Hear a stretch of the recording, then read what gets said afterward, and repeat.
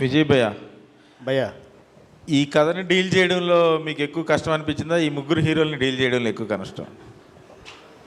Screen మీద ఎవరి importance వాళ్ళకుంది, ఎవరి ప్రెజెన్స్ వాళ్ళకుంది, ప్లస్ చాలా బ్యాలెన్స్, అంటే క్యారెక్టరైజేషన్స్ కూడా అంత బ్యాలెన్స్డ్గా ఉన్నాయి, చాలా వేరియేషన్స్ కూడా ఉన్నాయి. సో వీళ్ళ ముగ్గురు ఈగోని సాటిస్ఫై చేయడంలో కానీ, వీళ్ళ ముగ్గురిని హ్యాండిల్ చేయడంలో కానీ మీకున్న ఎక్స్పీరియన్స్ ఎలా ఉపయోగపడింది, ఎంత కష్టపడ్డారు?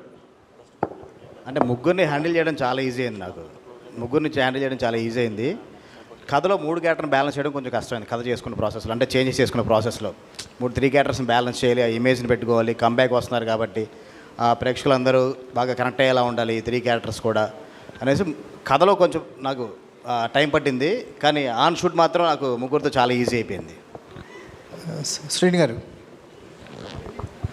సార్, అంటే సీత నుంచి ప్రయాణం మళ్ళీ కొత్తగా స్టార్ట్ అయిన అనిపించింది. సీత, రాక్షసుడు, భైరవం చూస్తుంటే ఈ అండర్ డాగ్ క్యారెక్టర్స్ అనేవి మీకు బాగా వర్కౌట్ అవుతున్నాయి. అంటే పెర్ఫార్మెన్స్ వైజ్ చూసుకున్నా మీకు సినిమా బై సినిమా పెర్ఫార్మెన్స్ గురించి మాట్లాడుకుంటున్నారు ఈ 3 సినిమాల్లో. భైరవంలో కొన్ని సీక్వెన్స్లు అయితే టాప్ నాచ్ అనిపించినాయి.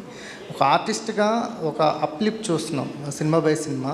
భైరవం జర్నీ అనేది ఒక ఆర్టిస్ట్గా మెమరబుల్ అని మాకు అనిపిస్తుంది ఆడియన్స్గా. మీ ఎక్స్పీరియన్స్? డెఫినెట్గా అండి, నాకు చాలా చాలా హ్యాపీనెస్ ఇచ్చింది. యాజ్ ఎ పర్ఫార్మర్గా ప్రతి ఒక్కళ్ళు ఈ సినిమా గురించి మాట్లాడుతున్నప్పుడు that's what my main aim is. ఎందుకంటే ఒక యాక్టర్గా లాంజివిటీ ఉండాలంటే మట్టుకి పర్ఫార్మెన్సే. That's what I believe in. And ఇంత మంచి కథ దొరికినందుకు ఎప్పుడైనా కథ కూడా ఉండాలండి, సినిమా ఉండాలి, కథ ఉండాలి. అప్పుడు మనం ఏం చేసినా హైలైట్ అవుతుంది. లేకపోతే ఇప్పుడు కథ గొప్పగా లేకపోయింది అనుకోండి, సీన్స్ గొప్పగా లేకపోతే మనం ఎంత చేసినా కూడా కనిపించదు. సో అంత మంచి స్పేస్ నాకు ఈ సినిమా దొరకడం నాకు చాలా హ్యాపీనెస్ ఇచ్చింది. And it's definitely one of my most memorable film అండి.